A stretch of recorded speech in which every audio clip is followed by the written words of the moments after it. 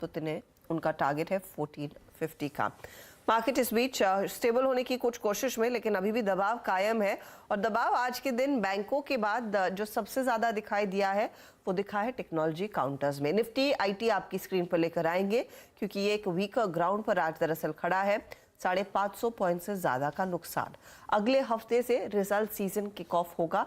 शुरुआत दिग्गज टीसीएस के साथ ही होगी, लेकिन ये Q3 के आंकड़े कैसे रहेंगे, क्या एक्सपेक्ट कर रहा है मार्केट, कितने नेगेटिव्स दरअसल भुनाने की कोशिश कर रहा है बाजार आज के इस करेक्शन में, आशीष हमारे साथ है। आशीष, लग तो रहा है कि ज्यादा उम्मीद है नहीं। थोड़ा सा कंफ्यूजन भी है स्ट्रीट में। मैं आता हूं उन सब डिटेल्स पे। जो आपने कहा अगले हफ्ते से आईटी सेक्टर फोकस में आने वाला है, वो आपके सामने कैलेंडर आ गया है। मंडे को टीसीएस, उसके बाद HCL टेक इन्फोसिस थर्सडे को, और फ्राइडे को फिर आने वाले होंगे विप्रो के नंबर्स। तो अगले हफ्ते सारे आईटी मेजर्स अपने नंबर्स प्रेजेंट करने जा रहे हैं। और एक्सपेक्टेड क्या है? तो ये इस बार एक्सपेक्टेड है कि एक सॉफ्ट क्वार्टर होगा। ग्रोथ सॉफ्ट क्वार्टर मतलब ग्रोथ थोड़ी ठंडी पड़ती हुई नजर आएगी। एक रीजन तो है सीजनैलिटी। सीजनैलिटी इसलिए हम कहते हैं क्योंकि Q3 थोड़ा छुट्टियों का पीरियड होता है, तो वैसे भी नंबर ऑफ बिलिंग डेज कम होते हैं। उसके ऊपर जोड़ दीजिए जो मैक्रो ट्रेंड्स बदल रहे हैं, उसका असर देखने को मिलने वाला है। वो वर्सनिंग मैक्रोज जो रहे हैं वो इंपैक्ट करते हुए नजर आएंगे। तो फर्लोस को लेके कंफ्यूजन आ गए हैं, दिक्कतें आ गई। आपको याद होगा HCL टेक में बीच में एक वार्निंग टाइप दिया था, हाईलाइट किया था कि वो हायर फर्लोस देख रहे हैं Q3 में उनके कुछ स्पेसिफिक वर्टिकल्स में। तो सब दिक्कतें हैं। और ग्रोथ जो मैं सॉफ्ट क्वार्टर कह रहा हूं, सारे आईटी मेजर्स की जो एक्सपेक्टेशंस हैं इस क्वार्टर की आपकी स्क्रीन पर आएंगी।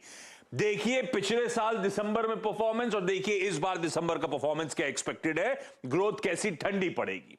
सारे के सारी ग्रोथ रेट्स देखिए आधी होती हुई नजर आएंगी पिछले साल के मुकाबले। तो ग्रोथ ठंडी हो रही है, सॉफ्ट क्वार्टर है, वो प्रूवन।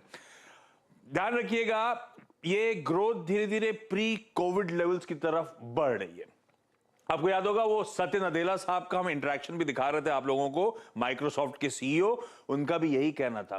पैंडेमिक ने जो ग्रोथ इंड्यूस करी थी, आने वाले कुछ सालों में नॉर्मलाइजेशन की तरफ बढ़ रहे होंगे, और वही सॉफ्टनिंग हम इंडियन आईटी में एक्सपेक्ट कर रहे हैं।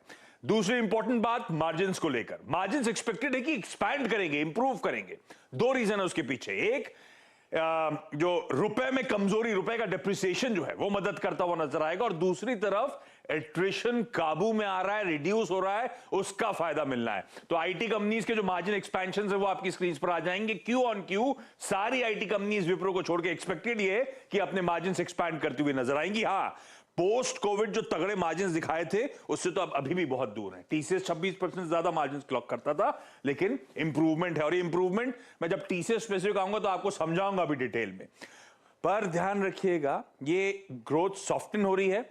इस बार ज्यादातर ब्रोकरेजेस मान रही हैं कांस्टेंट करेंसी में आईटी सेक्टर की रेवेन्यू ग्रोथ 13.5% पे रहेगी, और FY24 FY25 के लिए हायर सिंगल डिजिट पे पहुंचती हुई नजर आएगी। तो चाहे वो ग्रोथ हो, चाहे वो वैल्यूएशन हो आईटी के, वो नॉर्मलाइज हो रहे हैं, और इसीलिए आप देख रहे हैं कि आईटी सेक्टर पे दबाव पड़ता हुआ। ओके, तो ये इनफैक्ट चैलेंजेस पूरे सेक्टर के, लेकिन टीसीएस टू बी स्पेसिफिक, आशीष, क्या एक्सपेक्ट किया जाए इस नंबर से? कुछ हिंट तो दे दिया मैंने जब ओवरऑल आईटी दिखा रहा था कि टीसीएस की भी ग्रोथ मॉडरेट होती हुई नजर आएगी। डॉलर आई में 1.5% का उछाल, constant currency 1.25% Q on Q का जंप।